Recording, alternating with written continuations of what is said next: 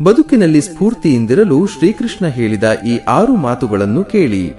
ಬದುಕಿನ ಎಲ್ಲಾ ಸಮಸ್ಯೆಗಳಿಗೆ ನಮ್ಮ ಆಲೋಚನೆಗಳೇ ಮೂಲ ಕಾರಣ. ಸರಿಯಾದ ಜ್ಞಾನವೇ ಬದುಕಿನ ಎಲ್ಲಾ ಸಮಸ್ಯೆಗಳಿಗೆ ಅತ್ಯುತ್ತಮ ಪರಿಹಾರ.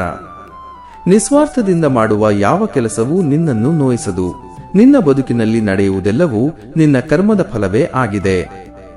ನಾನು ಮಾತ್ರವೇ ಎನ್ನುವ ಅಹಂಕಾರವನ್ನು ಬಿಟ್ಟಾಗ ಮಾತ್ರವೇ ಪ್ರಪಂಚ ನೀಡುವ ಖುಷಿ ನಿನಗೆ ಸಿಗುತ್ತದೆ. ಪ್ರತಿದಿನವೂ ನಿನ್ನನ್ನು ನೀನು ಸುಧಾರಿಸಿಕೊಳ್ಳಲು ಪ್ರಯತ್ನಿಸು. ಅಪಾರ ಪರಿಶ್ರಮದಿಂದಲೇ ಸಫಲತೆಯು ಪ್ರಾಪ್ತವಾಗುತ್ತದೆ. ಕೇವಲ ವಿಚಾರ ಮಾಡುತ್ತಾ ಕುಳಿತುಕೊಳ್ಳುವುದರಿಂದಲ್ಲ. ವಿಷಾದವು ಭೂತಕಾಲವನ್ನು ಬದಲಾಯಿಸಲು ಸಾಧ್ಯವಿಲ್ಲ ಮತ್ತು ಚಿಂತೆಯು ಭವಿಷ್ಯವನ್ನು ಸುಧಾರಿಸಲು ಸಾಧ್ಯವಿಲ್ಲ. ಆದ್ದರಿಂದ ವರ್ತಮಾನವನ್ನು ಆನಂದಿಸುವುದು ಅಂತಿಮ ಸಂತೋಷ. ನಿಮ್ಮ ಉದ್ದೇಶ ಶುದ್ಧವಾಗಿದ್ದರೆ ತಪ್ಪು ಮಾರ್ಗಗಳು ಸಹ ನಿಮ್ಮನ್ನು ಸರಿಯಾದ ದಿಕ್ಕಿಗೆ ಕೊಂಡೊಯ್ಯಬಹುದು. ಪ್ರತಿ ದೊಡ್ಡ ಸಾಧನೆಯ ಮೊದಲ ಹೆಜ್ಜೆ ಒಂದು ಕನಸಾಗಿರುತ್ತೆ. ದೇವರು ಯಾರನ್ನು ಹರಸಬೇಕೆಂದು ತೀರ್ಮಾನಿಸುತ್ತಾನೋ ಅವರನ್ನು ಅತ್ಯಂತ ಕಠಿಣ ಪರೀಕ್ಷೆಗಳಿಗೆ ಒಳಪಡಿಸುತ್ತಾನೆ. ನಮಗೆ ಜಗತ್ತು ಅನಿವಾರ್ಯವೇ ಹೊರತು ಜಗತ್ತಿಗೆ ನಾವು ಅನಿವಾರ್ಯವಲ್ಲ ಎಂಬುದನ್ನು ಅರಿತರೆ ಮನುಷ್ಯನ ಅಹಂಕಾರ ಅಳಿಯುತ್ತದೆ. ನೀವು ತಪ್ಪು ದಾರಿಯಲ್ಲಿ ಎಷ್ಟೋ ದೂರ ಹೋಗಿರಬಹುದು, ಆದರೆ ನೀವು ಈಗಲೂ ತಿರುಗಿ ಸರಿದಾರಿಗೆ ಮರಳಬಹುದು. ಕಾಲ ಕಳೆದಂತೆ ಎಲ್ಲವೂ ಬದಲಾಗುತ್ತದೆ. ಗಮನಿಸುತ್ತಲೇ ಇರಿ. ಮೊದಲು ಮನಸ್ಸು, ನಂತರ ಅವರ ನಡವಳಿಕೆ ಮತ್ತು ಅಂತಿಮವಾಗಿ ಅವರ ಮಾತಿನ ಸ್ವರ ಬದಲಾಗುತ್ತದೆ. ಆದ್ದರಿಂದ ಯಾರ ಬಗ್ಗೆಯೂ ಚಿಂತಿಸುವುದರಲ್ಲಿ ಅರ್ಥವಿಲ್ಲ. ಏಕೆಂದರೆ ಕಲಿಯುಗದಲ್ಲಿ ಮನುಷ್ಯ ಖಂಡಿತವಾಗಿಯೂ ಅಗತ್ಯಕ್ಕೆ ಅನುಗುಣವಾಗಿ ತನ್ನ ಬಣ್ಣವನ್ನು ಬದಲಾಯಿಸುತ್ತಾನೆ. ಯಾರು ತಮ್ಮ ಮುಖದಲ್ಲಿ ನಗು ಮತ್ತು ಮೌನವನ್ನು ಶಾಶ್ವತವಾಗಿ ಉಳಿಸಿಕೊಂಡಿರುತ್ತಾರೋ ಅವರು ಎಲ್ಲ ಸಮಸ್ಯೆಗಳನ್ನು ಎದುರಿಸುವ ಸಾಮರ್ಥ್ಯವನ್ನು ಹೊಂದಿರುತ್ತಾರೆ. ಸಂಭ್ರಮದ ಸಮಯದಲ್ಲಿ ಕಣ್ಣೀರು ಹಾಕಬೇಡ.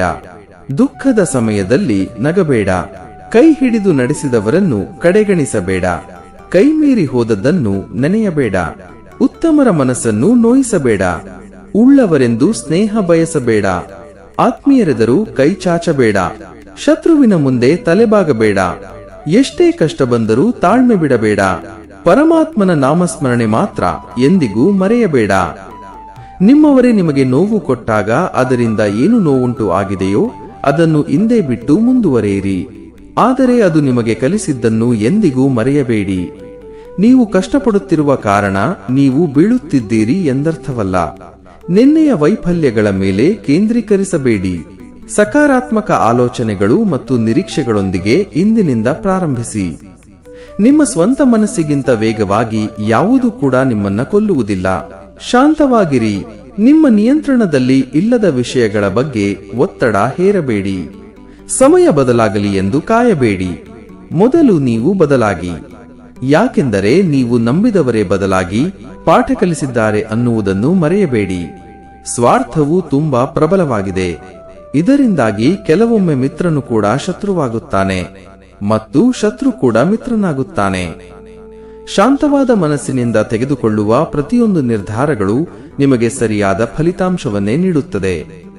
ಪ್ರಾಮಾಣಿಕವಾಗಿ ಬದುಕಿದವರಿಗೆ ಯಾವ ಮನುಷ್ಯರು ಸಹಾಯ ಮಾಡದಿದ್ದರೂ ಕೇವಲ ದೇವರು ಖಂಡಿತ ಒಂದಲ್ಲ ಒಂದು ರೀತಿಯಲ್ಲಿ ಸಹಾಯ ಮಾಡುತ್ತಾನೆ.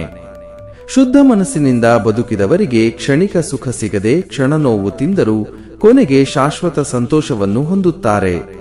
ನೀನು ಬಿತ್ತಿದ ಬೀಜವನ್ನು ಮರವಾಗಿ ಕಾಣಲು ಸಮಯ ಬೇಕು.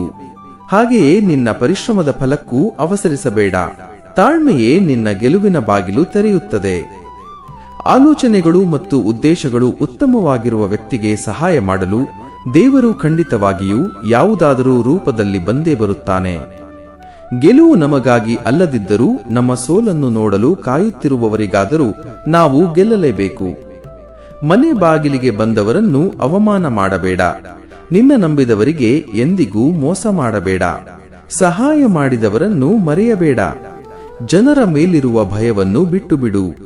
ಗೌರವ ತಂದುಕೊಡುವುದು ಭಗವಂತ, ಜನರಲ್ಲ. ಶಾಂತವಾದ ಮನಸ್ಸಿನಿಂದ ತೆಗೆದುಕೊಳ್ಳುವ ಪ್ರತಿಯೊಂದು ನಿರ್ಧಾರಗಳು ನಿಮಗೆ ಸರಿಯಾದ ಫಲಿತಾಂಶವನ್ನು ನೀಡುತ್ತದೆ. ಭಗವದ್ಗೀತೆಯಲ್ಲಿ ಏನಿದೆ ಅನ್ನುವುದಕ್ಕಿಂತ ಏನಿಲ್ಲ ಎಂದು ಯೋಚಿಸಬೇಕು. ಯಾಕೆಂದರೆ ಇಡೀ ಪ್ರಪಂಚವೇ ಭಗವದ್ಗೀತೆಯಲ್ಲಿದೆ. ನಾನು ಎಂಥವನು, ನಾನು ಒಳ್ಳೆಯವನು ಕೆಟ್ಟವನು, ಇನ್ನೊಬ್ಬ ಒಳ್ಳೆಯವನು ಕೆಟ್ಟವನು ಎಂದು ಅರ್ಥವಾಗಬೇಕೆಂದರೆ, ಜೀವನದಲ್ಲಿ ಯಾವುದು ಒಳ್ಳೆಯದು ಯಾವುದು ಕೆಟ್ಟದ್ದು ಎಂದು ತಿಳಿಯಬೇಕೆಂದರೆ ಭಗವದ್ಗೀತೆಯನ್ನು ಓದಲೇಬೇಕು. ಅನ್ಯರ ದುಃಖಕ್ಕೆ ಕಾರಣವಾಗುವ ಮುನ್ನ ಒಮ್ಮೆ ಯೋಚಿಸು, ಏಕೆಂದರೆ ಮತ್ತೊಬ್ಬರ ಅತಿಯಾದ ಸಂತೋಷವನ್ನು ಕಸಿದುಕೊಂಡ ಕರ್ಮಫಲ ಘೋರವಾಗಿರುತ್ತದೆ. ನಿಮ್ಮ ಜೀವನದಲ್ಲಿ ನೀವೇನಾದರೂ ಉತ್ತಮ ನಿರ್ಧಾರ ತೆಗೆದುಕೊಳ್ಳುವ ಆಲೋಚನೆ ಇದ್ದರೆ ಅದನ್ನು ಗೋವಿಂದನಿಗೆ ಬಿಡಿ. ನಿಮ್ಮ ಜೀವನದಲ್ಲಿ ನಿಮಗೆ ಏನು ಬೇಕೆಂದು ನಿಮಗಿಂತ ಚೆನ್ನಾಗಿ ಅವನಿಗೆ ಗೊತ್ತು. ಮೌನವು ಅನುಪಯುಕ್ತ ಪದಗಳಿಗಿಂತ ಉತ್ತಮವಾಗಿದೆ. ಬುದ್ಧಿವಂತ ವ್ಯಕ್ತಿಯು ಅಗತ್ಯವಿದ್ದಾಗ ಮಾತ್ರ ಮಾತನಾಡುತ್ತಾನೆ ಮತ್ತು ಅವನ ಮಾತುಗಳು ಶಾಂತಿ ಮತ್ತು ಬುದ್ಧಿವಂತಿಕೆಯನ್ನು ತರುತ್ತೆ. ತಪ್ಪು ಮಾಡಿದೊಡನೆ ನೀನು ಸಣ್ಣವನಾಗುವುದಿಲ್ಲ. ತಿದ್ದಿಕೊಂಡು ನಡೆಯದಿದ್ದರೆ ಸಣ್ಣವನಾಗಿ ಬಿಡುತ್ತೀಯ. ಕಷ್ಟಗಳು ಬಂದಾಗ ಅದು ಶಿಕ್ಷೆಯಲ್ಲ, ಅದು ನಿನ್ನ ಶಕ್ತಿ ಎಷ್ಟು ಗಟ್ಟಿಯಾಗಿದೆ ಎಂಬುದನ್ನು ಸಾಬೀತುಪಡಿಸುವ ಒಂದು ಅವಕಾಶ. ಭಯದಿಂದ ಹಿಂದೆ ಸರಿಯಬೇಡ, ಧೈರ್ಯದಿಂದ ಎದುರಿಸು. ನಿನ್ನಲ್ಲಿರುವ ದೈವತ್ವ ಹೊರಹೊಮ್ಮುತ್ತದೆ. ನನ್ನಲ್ಲಿ ಸದಾ ನಂಬಿಕೆ ಇಡು. ನನ್ನನ್ನು ನಂಬಿದವರು ಇದುವರೆಗೆ ಯಾರೂ ಸೋತಿಲ್ಲ. ಮರದ ಕೆಳಗೆ ಹಾಕಿದ ನೀರು ಮರದ ತುದಿಯಲ್ಲಿರುವ ರೆಂಬೆ, ಕೊಂಬೆ, ಎಲೆಗಳಿಗೆಲ್ಲ ಹೇಗೆ ತಲುಪುತ್ತದೆಯೋ ಹಾಗೆಯೇ ಒಳ್ಳೆಯ ಮನಸ್ಸಿನಿಂದ ಮಾಡಿದ ಎಲ್ಲಾ ಕೆಲಸಗಳು ಭಗವಂತನನ್ನು ತಲುಪುತ್ತದೆ. ಅವಕಾಶ ಸಿಕ್ಕರೆ ಯಾರಿಗಾದರೂ ಸಾರಥಿಯಾಗು, ಆದರೆ ಸ್ವಾರ್ಥಿಯಾಗಬೇಡ. ನಡೆಯುವ ದಾರಿಯಲ್ಲಿ ಚುಚ್ಚುವ ಮುಳ್ಳಿದ್ರೆ ಪಾದರಕ್ಷೆ ಮೆಟ್ಟಿ ನಡೆ. ಬದುಕೆಂಬ ದಾರಿಯಲ್ಲಿ ಚುಚ್ಚಿ ಮಾತನಾಡುವ ಜನರಿದ್ರೆ ಪಾದರಕ್ಷೆ ಬಿಡುವ ಜಾಗದಲ್ಲಿ ಬಿಟ್ಟು ನಡೆ.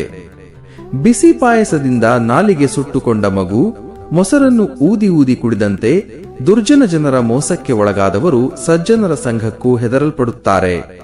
ನಾವು ಇತರರಿಗೆ ಏನು ಕೊಡುತ್ತೇವೋ ಅದುವೇ ನಮಗೆ ಮರಳಿ ಸಿಗುತ್ತದೆ. ಅದು ಗೌರವವೇ ಆಗಲಿ ಅಥವಾ ದ್ರೋಹವೇ ಆಗಲಿ. ಜೀವನ ಇರುವುದೇ 2 ದಿನ. ಒಂದು ನಿನ್ನ ಪರವಾದ ದಿನ, ಮತ್ತೊಂದು ನಿನಗೆ ವಿರುದ್ಧವಾದ ದಿನ. ಪರವಾದ ದಿನದಲ್ಲಿ ಅಹಂಕಾರ ತೋರಿಸಬೇಡ, ವಿರುದ್ಧವಾದ ದಿನದಲ್ಲಿ ತಾಳ್ಮೆ ಕಳೆದುಕೊಳ್ಳಬೇಡ. ಶಾಂತಿ, ಸೌಮ್ಯತೆ, ನಿಶಬ್ದತೆ, ಆತ್ಮನಿಯಂತ್ರಣ ಮತ್ತು ಪವಿತ್ರತೆ ಇವೇ ನಮ್ಮ ಮನಸ್ಸಿಗೆ ಅಗತ್ಯವಾದ ಶಿಸ್ತುಗಳು. ಮನಸ್ಸು ಶಾಂತವೂ ಸ್ವಚ್ಛವೂ ಆಗಿರಲು ಸ್ವಯಂ ನಿಯಂತ್ರಣ ಶಕ್ತಿ ಮತ್ತು ಸಹನೆ ಇವುಗಳನ್ನು ಜೀವನದ ಭಾಗವನ್ನಾಗಿಸಬೇಕು. ಮನಸ್ಸನ್ನು ಶಾಂತಗೊಳಿಸುವುದರಿಂದ ಬಹುತೇಕ ಎಲ್ಲಾ ಸಮಸ್ಯೆಗಳಿಗೆ ಪರಿಹಾರಗಳು ಸ್ವಯಂಚಾಲಿತವಾಗಿ ಹೊರಹೊಮ್ಮುತ್ತದೆ. ನಮ್ಮ ಬದುಕಿನಲ್ಲಿ ಇಂತಹ ಇಬ್ಬರು ಸ್ನೇಹಿತರು ಇರಬೇಕು. ಶಸ್ತ್ರವನ್ನು ಹಿಡಿಯದೆ ಗೆಲುವು ತಂದುಕೊಟ್ಟ ಕೃಷ್ಣ, ಸೋಲು ನಿಶ್ಚಿತವಿದ್ದರೂ ಕೈಬಿಡದ ಕರ್ಣ. ತಮ್ಮ ತಮ್ಮ ವಿಚಾರಗಳನ್ನು ಎತ್ತರಿಸಬೇಕೇ ಹೊರತು ಧ್ವನಿಯನ್ನಲ್ಲ. ಏಕೆಂದರೆ ಮಳೆ ನೀರಿನಿಂದ ಮರಗಳು ಬೆಳೆಯುತ್ತವೆ ಹೊರತು ಗುಡುಗು ಸಿಡಿಲಿನಿಂದಲ್ಲ. ನೀನು ಮಲಗುವ ಮುನ್ನ ಎಲ್ಲರನ್ನೂ ಕ್ಷಮಿಸು. ನೀನು ಹೇಳುವ ಮುನ್ನ ನಾನು ನಿನ್ನನ್ನು ಕ್ಷಮಿಸುತ್ತೇನೆ. ಹುಟ್ಟುವಾಗ ಉಸಿರು ಇರುತ್ತೆ, ಹೆಸರು ಇರುವುದಿಲ್ಲ. ಸತ್ತಾಗ ಉಸಿರು ನಿಲ್ಲುತ್ತೆ, ಹೆಸರು ಮಾತ್ರ ಉಳಿಯುತ್ತೆ. ಅದಕ್ಕಾಗಿ ಬದುಕಿದಷ್ಟು ದಿನ ಉಪಕಾರ ಮಾಡದಿದ್ದರೂ ಅಪಕಾರ ಮಾಡದೆ ಬದುಕಿರಿ. ಒಂಟಿಯಾಗಿದ್ದರೂ ಪರವಾಗಿಲ್ಲ, ಆದರೆ ಸಮಯಕ್ಕೆ ತಕ್ಕಂತೆ ಬದಲಾಗುವ ಜನರ ಸಹವಾಸ ಬೇಡ. ಜೀವಾತ್ಮನನ್ನು ಮುರಿಯಲಾಗುವುದಿಲ್ಲ, ನೀರಿನಲ್ಲಿ ಕರಗಿಸಲು ಸಾಧ್ಯವಿಲ್ಲ. ಇದನ್ನು ಸುಡಲು ಸಾಧ್ಯವಿಲ್ಲ, ಒಣಗಿಸಲು ಸಾಧ್ಯವಿಲ್ಲ. ಈತನು ನಿತ್ಯನು, ಎಲ್ಲೆಡೆ ಇರುವನು. ಬದಲಾವಣೆ ಇಲ್ಲದವನು, ಅಚಲನಾದವನು ಮತ್ತು ಸನಾತನವಾಗಿಯೂ ಒಂದೇ ಆಗಿರುತ್ತಾನೆ. ಗೌರವ ಕೊಟ್ಟು ಮಾತನಾಡುತ್ತಾರೆ ಎಂದರೆ ಅವರು ಹೇಡಿಗಳು ಎಂದು ತಿಳಿದುಕೊಳ್ಳುವುದು ಮೂರ್ಖತನದ ಲಕ್ಷಣ.